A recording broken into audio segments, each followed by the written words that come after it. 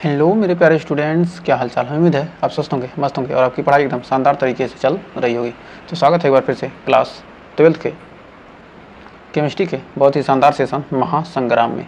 तो आज हम महासंग्राम में देखने वाले हैं आपके फर्स्ट बुक के पेपर वाली प्रमुख परिभाषाएँ और IPSC नाम एकदम शानदार तरीके से आज हम खात्मा कर देने वाले हैं।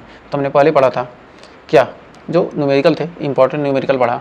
इसके बाद हमने दूसरे पार्ट में इसके पढ़ा था कि जितने भी क्या हैं नियम हैं फर्स्ट बुक के, तो नियम को भी हमने डिटेल के साथ पढ़ लिया। अब जो बचे हैं पेपर की परिभाषाएं और IPSC नाम बहुत शानदार तरीके से आपके सारे जितने भी परिभाषाएं हैं, सारे बोर्ड पर एग्जाम में पूछे गए परिभाषाएं हैं, तो आपको 2-2 नंबर यानी मान के चलिए ये आपको 5 नंबर गारंटी है कि पक्का कर देगा। ये सीरीज़ क्या करेगा, आपको 5 नंबर आपको गारंटी दिला देगा। तो 5 नंबर लेना है तो इस वीडियो को पूरा देखना ही होगा। तो शुरू करते हैं समय न बर्बाद करते हुए। कर अब विलेयता होता क्या है। तो विलेयता हमने बहुत शानदार तरीके से पढ़ा है। तो विलेयता कह सकते हैं कि किसी विलयन में विलेय पदार्थ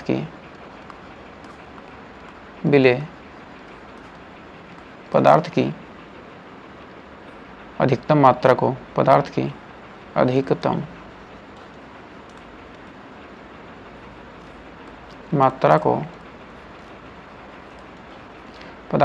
मात्रा को विलेयता कहते हैं।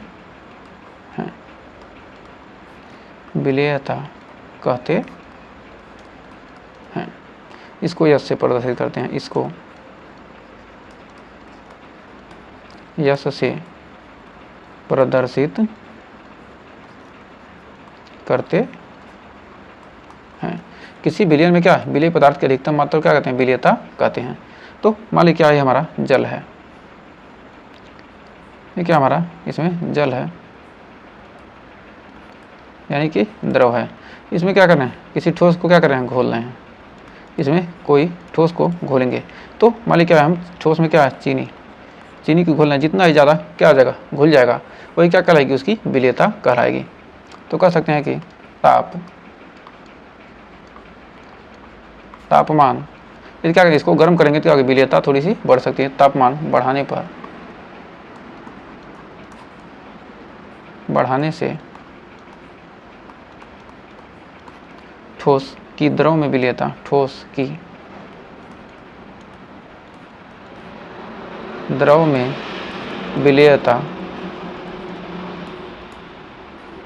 विलेयता बढ़ जाती है।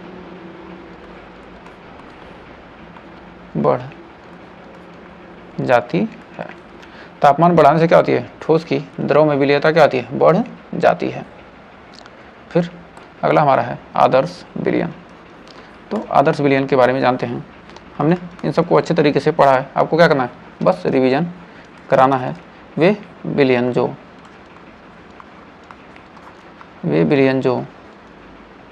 राउल्ट के नियम का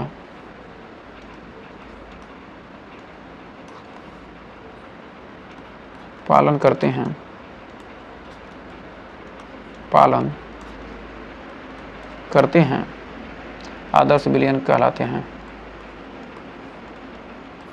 आदर्श विलयन कहलाते हैं। जो क्या करते हैं, राउल्ट के नियम का पालन करते हैं, आदर्श विलयन कहलाते हैं। उदाहरण बेंजीन और टॉलुइन का। बेंजीन प्लस टॉलुइन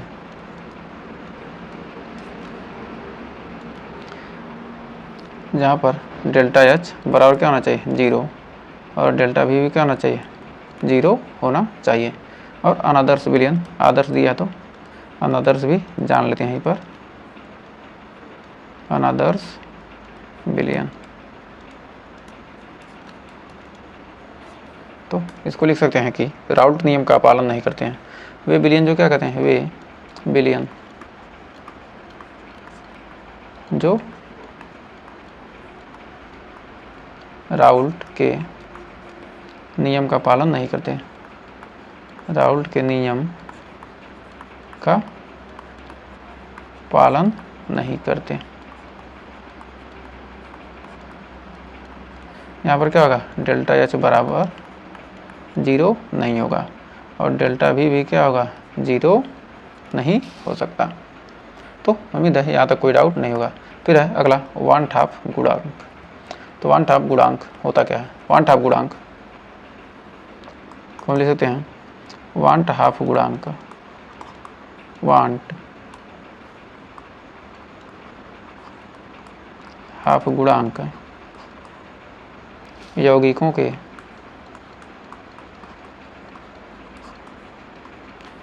के वियोजन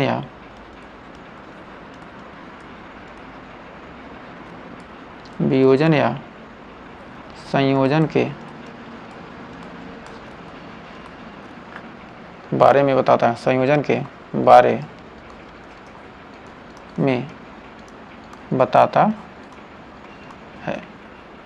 जैसे i बराबर, i का मान क्या हो, 1 से अधिक है तो क्या होगा, वियोजन होगा। यदि i का मान 1 से क्या है, कम है तो क्या होगा, संयोजन होगा। कम रहेगा संयोजन, अधिक होगा तो क्या होगा, वियोजन। और बराबर है 1 है तो क्या होगा, न तो वियोजन न ही संयोजन, न तो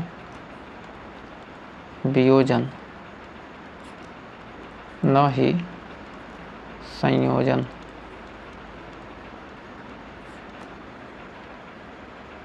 जैसे Na प्लस है और Na प्लस करें, NaCl का क्या हो रहा है, Na प्लस और Cl माइनस। तो यहाँ पर I का मान कितना हो जाएगा, वियोजन हुआ तो क्या, वियोजन बटे वियोजन से पूर्व 1, तो यानी I का मान कितना हो गया, यहाँ पर 2 है। तो वियोजन से पूर्व मात्रा बटे वियोजन के बारे में 100% क्या हो गया, यह वियोजित हो गया है। फिर बढ़ते हैं आगे, कर परासरण दाब। तो परासरण दाब क्या होता है, तो कह सकते हैं कि वह दाब जो परासरण क्रिया को रोक देता है, क्रिया को रोक देता है, परासरण क्रिया को रोक देता है, परासरण दाब कहलाता है। परासरण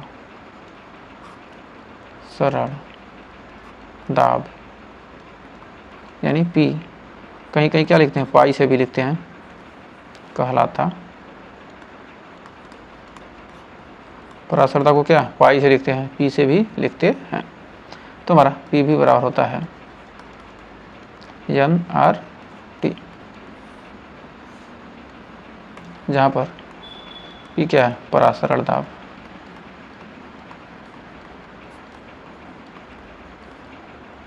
V क्या है, आयतन। N क्या है, मोल।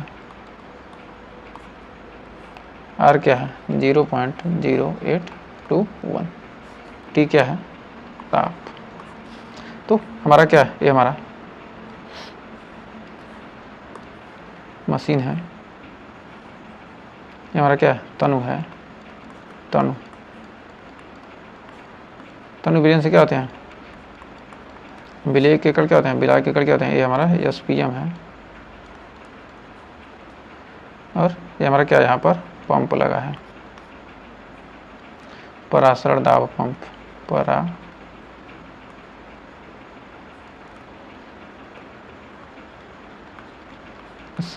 दाब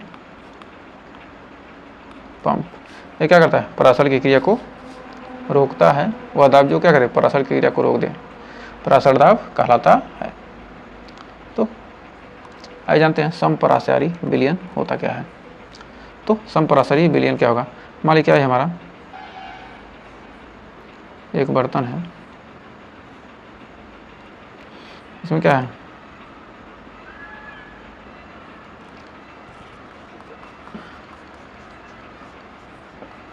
इसके क्या होंगे, ये हमारा विलयन 1 है और ये हमारा 2 है। तो इनके क्या है दोनों तरफ, मतलब ये क्या है हमारा SPM अर्धपारगम्य झिल्ली, अर्ध पारगम्य झिल्ली यानी सेमी परमिएबल मेम्ब्रेन हिंदी में कहें, इंग्लिश में कहेंगे तो कह सकते हैं कि वे विलियन जिनके क्या हो दोनों तरफ क्या हो परासर दाब समान होगा। इसमें क्या है दोनों तरफ क्या है परासर दाब क्या है दोनों तरफ समान है, दोनों तरफ क्या है इनमें परासर दाब क्या क्या है समान है। तो कह सकते हैं वे विलियन जिनके परासर दाब समान होते हैं,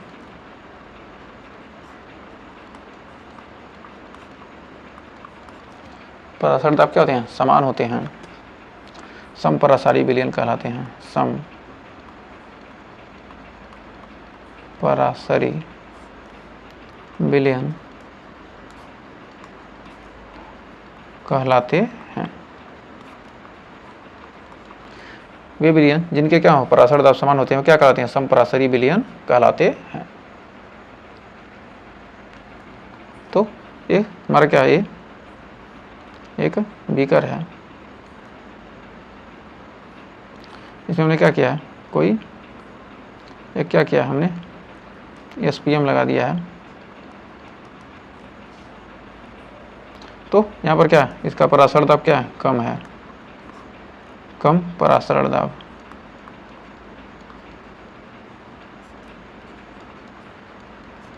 तो इसे क्या कहेंगे न्यून परासरी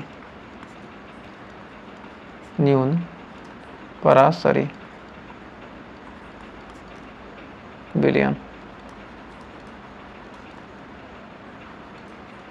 और इसका क्या है अधिक है तो इसे क्या कहेंगे अति परासरी, अधिक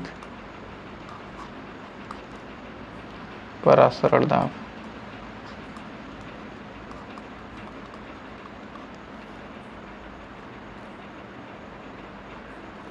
अधिक परासर दाब है इसलिए इसे कहेंगे क्या अति परासरी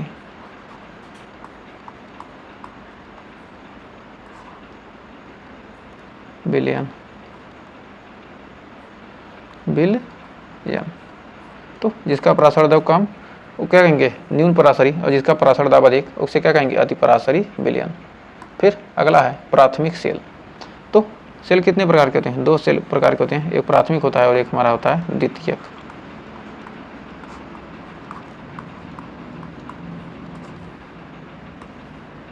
तो आइए दोनों सेलों के बारे में चर्चा करते हैं। तो प्राथमिक सेल वे सेल जो पुनः चार्ज की जा सकती है, वे सेल जो पुनः चार्ज की जा सकती है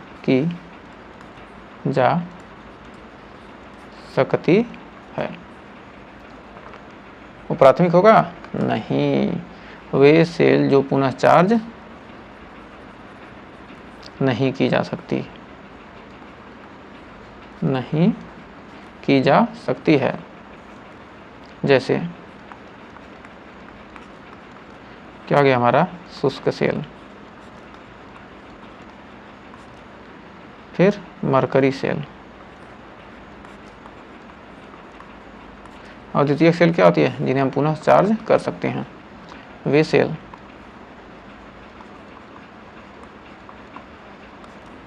जो पुनः चार्ज किए जा सकते हैं,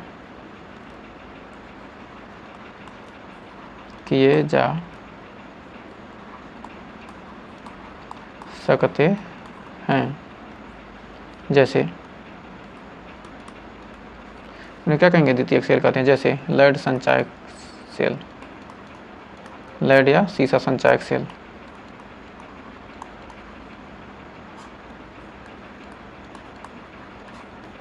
फिर nickel cadmium cell, nickel cadmium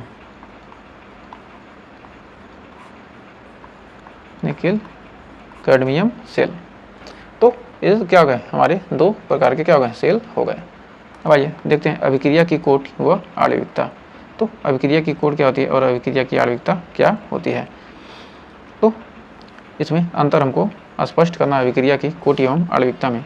तो अभिक्रिया, जो हमारी अभिक्रिया की कोटि होती है, ये क्या होती है, अभिकारकों की सांद्रताओं को घातों का योग है। कोटि को कैसे हम ज्ञात करें, अभिकारकों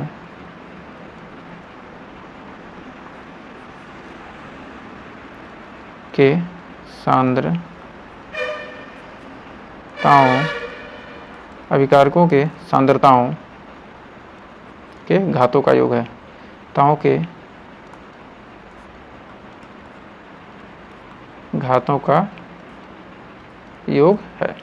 और ये क्या है, अभिक्रिया में भाग लेने वाले अणुओं की संख्या, अभिक्रिया में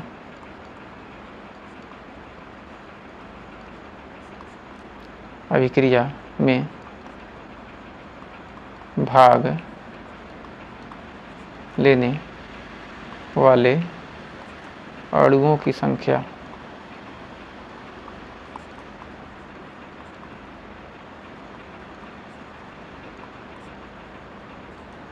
फिर दूसरा जो होती है, कोटि का मान 0 या वह 3 से अधिक हो सकता है। कोटि का मान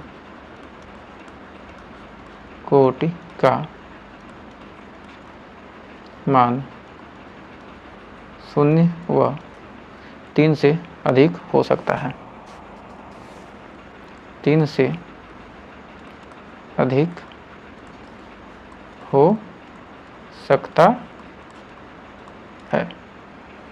फिर जो हमारी क्या है, आणविकता का मान 0 व 3 से अधिक नहीं हो सकता। आणविकता का मान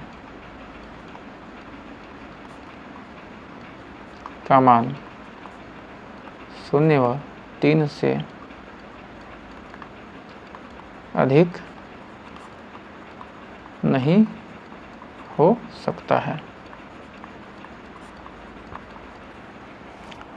फिर तीसरा नंबर है कि यह प्रयोगात्मक है। अभिक्रिया की कोटि क्या है, यह प्रयोगात्मक है।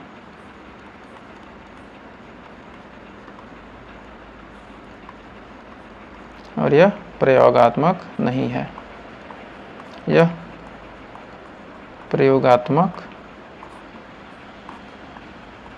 नहीं है। जो क्या होती है, अभिक्रिया की आणविक कोटि होती है क्या, यह प्रयोगात्मक नहीं है। तो उम्मीद है यहाँ तक कोई डाउट नहीं होगा। तो अगला है सक्रियण ऊर्जा। तो सक्रियण ऊर्जा, इसे ये से क्या करते हैं, हम प्रदर्शित करते हैं। तो कह सकते हैं कि वह ऊर्जा जो कणों के टकराने से क्या होता है, पर सक्रियण संकुल बनाने में कार्य करती है। वह ऊर्जा जो कणों के टकराने पर सक्रियण संकुल बनाने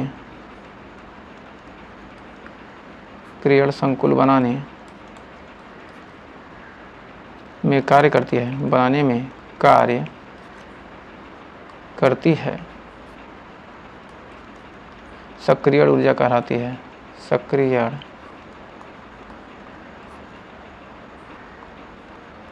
ऊर्जा कहलाती है। हमारा के बराबर होता है के बराबर होता है ए, एक सेकेंड, इसकी ज़रूरत पड़ेगी तो नहीं आएगा। के बराबर होता है ए ई का पावर माइनस ये अपान आर टी, ये अपान आर टी। तो इसका मात्रक होता है जूल प्रति मोल। तो क्या होगा, हमारा सक्रिय ऊर्जा का इसे ये से क्या प्रदर्शित करते हैं। फिर अगला हमारा लिगेंड्स। तो लिगेंड्स होते क्या हैं, तो आइए देखते हैं। लिगेंड्स वे परमाणु आयन जो धातु को क्या करते हैं, इलेक्ट्रॉन युग्म दान करके जटिल यौगिक बनाते हैं, लिगेंड्स कहलाते हैं। तो वे परमाणु आयन जो धातु को इलेक्ट्रॉन युग्म दान करके जटिल यौगिक बनाते हैं, जटिल यौगिक बनाते हैं, लिगेंड्स कहलाते हैं।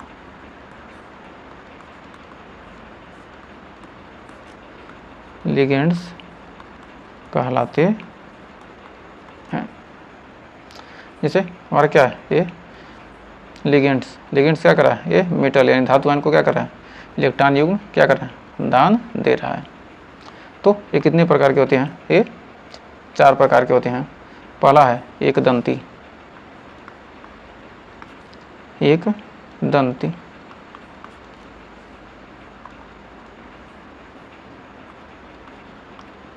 एक दंती लिगेंड्स। दूसरा है द्विदंती,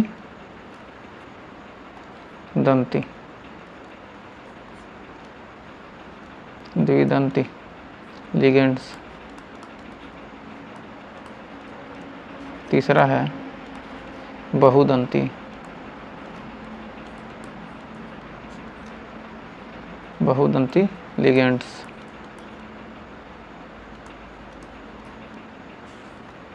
फिर चौथा है उभयदंती लिगेंड्स, उभयदंती लिगेंड्स। तो हमने लिगेंड्स के बारे में भी जान लिया। अब अगला है कीलेट प्रभाव। तो कीलेट प्रभाव क्या कहते हैं, जो केंद्रीय धातु क्या कहते हैं, चक्रीय व्यवस्था बना लेता था, वही क्या था, हमारा कीलेट प्रभाव कहलाता था। तो इसे हम चिलेट प्रभाव भी कहते हैं, चिलेट प्रभाव। कहीं परीक्षा में पूछे चिलेट प्रभाव कहेंगे आप कीलेट पढ़ाए हैं, तो इसके इंग्लिश में लिखने की वजह से कोई चिलेट पढ़ता है, कोई कीलेट पढ़ता है। तो कह सकते हैं कि यदि लिगेंड्स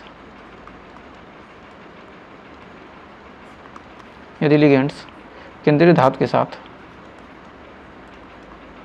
केंद्रीय धातु के साथ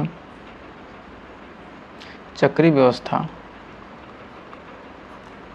चक्रीय व्यवस्था यानी कि संरचना,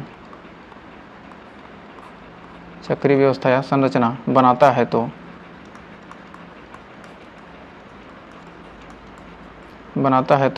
वह जटिल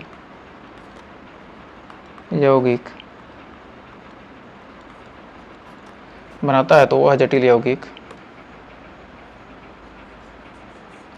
बनाता है, तो वह जटिल यौगिक क्या होता है, अधिक अस्थायी होता है। यौगिक अधिक अस्थायी होता है, अस्थायी होता है। हमने अच्छे तरीके से किसको तो समझाया है। आप क्या करिए, थ्योरी में जाकर देख सकते हैं। यहाँ पर आपको हम क्या कर रहे हैं, रिवीजन आपका करा रहे हैं, जिससे क्या हो, आपको पता चले कि ऐसे ही क्वेश्चन बनते हैं एग्जाम में। तो अधिक अस्थायी होता है। इस प्रभाव को क्या कहते हैं, कीलेट प्रभाव कहते हैं। इस प्रभाव को कीलेट प्रभाव कहते हैं।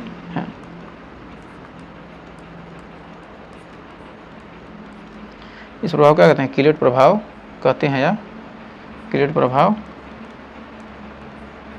कहा, इस प्रभाव को कीलेट प्रभाव कहा जाता है। जिससे हमारा क्या है, कोबाल्ट है, क्या किया, एथिलीन डाइमीन से क्या किया, बंद संरचना बना लिया, चक्रीय संरचना क्या किया, बना लेता है।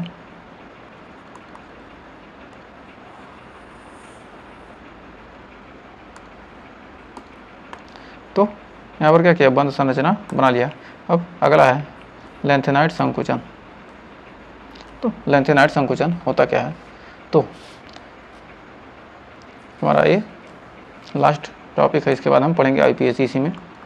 तो कह रहा है लेंथेनाइड श्रेणी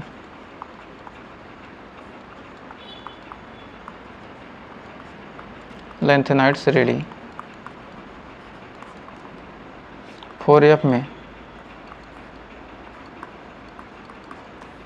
लेंथेनाइड श्रेणी में बाएं से दाएं श्रेणी में बाएं से दाएं बाएं से दाएं जाने पर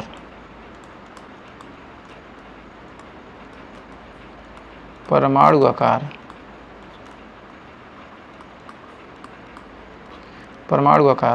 का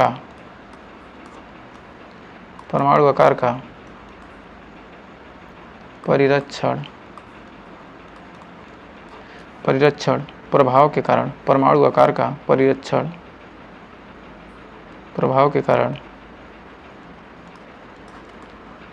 प्रभाव के कारण धीरे धीरे परमाणु का आकार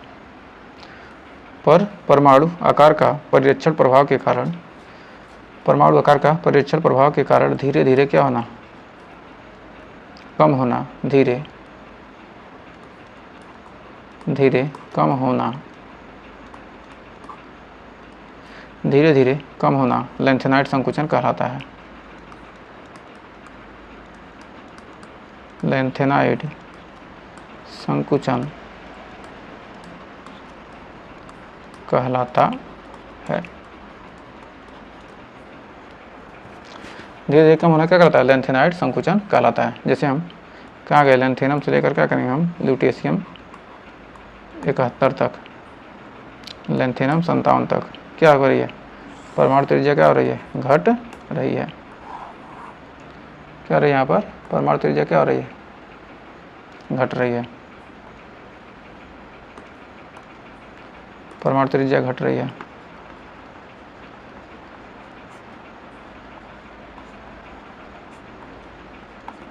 त्रिज्या घटती है, परमाणु त्रिज्या क्या होती है, घटती है। तो क्या हो गया, हमारा लेंथेनाइड संकुचन हो गया। तो अब देखते हैं आईपीएससी थोड़ा सा जल्दी से क्विक रीजन मार देते हैं, जिससे आपको क्या आ जाए, ये फर्स्ट बुक के सारे टॉपिक क्लियर जाएँ। तो कर्ण निम्नलिखित का आईपीएससी नाम लिखिए। तो इसमें सबसे पहले हम क्या करेंगे, मैग्नीज की संयोजकता निकालेंगे। तो ये मैग्नीज की संयोजकता कितनी है, यक्स, जल की कितनी होती है 0, और ब्रोमीन की क्या आगे -2 बराबर 0। तो एक्स बराबर क्या आ जाएगा 2 + 2, तो हमारा आ जाएगा, इसको पढ़ेंगे क्या 6 है। ये जल को क्या पढ़ते हैं, एक्वा, 6 बार दिया तो क्या पढ़ेंगे, हेक्सा, एक्वा। हमने आईपीएससी बहुत ही शानदार तरीके से खत्म किया है, तो आप वहाँ से क्या कर सकते हैं, उसको रिवीजन कर सकते हैं। अच्छे तरीके से हमने समझाया। हेक्सा एक्वा क्या, ये मैग्नीज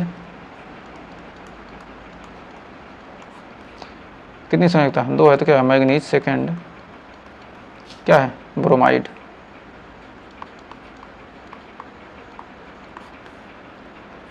फिर कह रहा है K3 FeCN6, तो ये क्या गया, जब K पहले आ गया तो हमारा क्या आ गया, इसकी संयोजकता क्या +3, और Fe की x, और Cn की कितना -1 होता है, कितना -6, 6 में 3 जा 3 यानी आ जाएगा x बराबर आ जाएगा +3। तो यहाँ पर पढ़ेंगे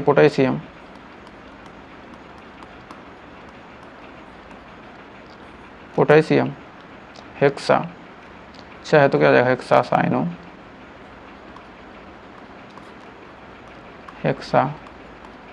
साइनो फेरेट थर्ड। क्योंकि क्या 8 क्यों लग रहा है, क्योंकि यहाँ पर क्या आ गया, जो हमारा ये आयन क्या आ गया, पहले आ गया है, तो ये फेरेट थर्ड हो गया। तो आइए बढ़ते हैं आगे।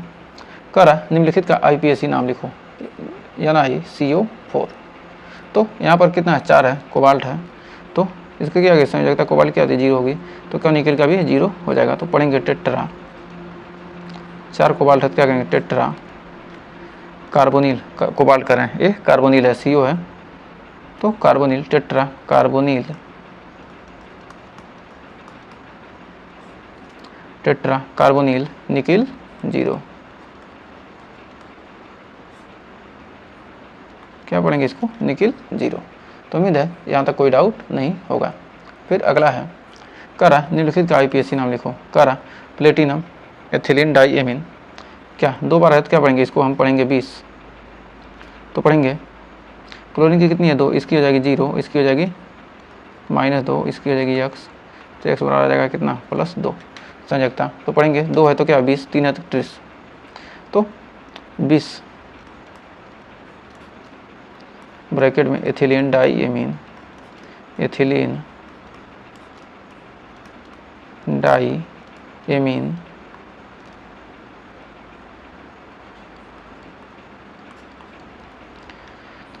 Amine platinum second chloride, platinum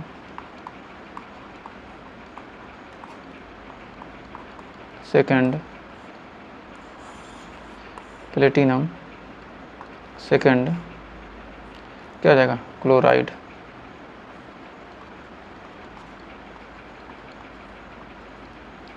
platinum second chloride. तो उम्मीद है यहाँ तक कोई डाउट नहीं होगा। तो हमारा यही हो जाता है, ये फर्स्ट बुक के जो भी इंपॉर्टेंट टॉपिक थे हमने कवर कर लिए हैं। कुछ और टॉपिक जो बचे होंगे फिर नेक्स्ट वीडियो में लेकर आएंगे। तो अगर यहाँ तक सेशन अच्छा लगा हो तो वीडियो को लाइक शेयर कीजिएगा और चैनल पर पहली वीडियो के चैनल को सब्सक्राइब जरूर कीजिएगा। तो मिलेंगे नेक्स्ट वीडियो में एकदम शानदार तरीके से, बहुत ही ज़बरदस्त सेशन में। तो मिलते हैं नेक्स्ट वीडियो में। Bye bye, Tata.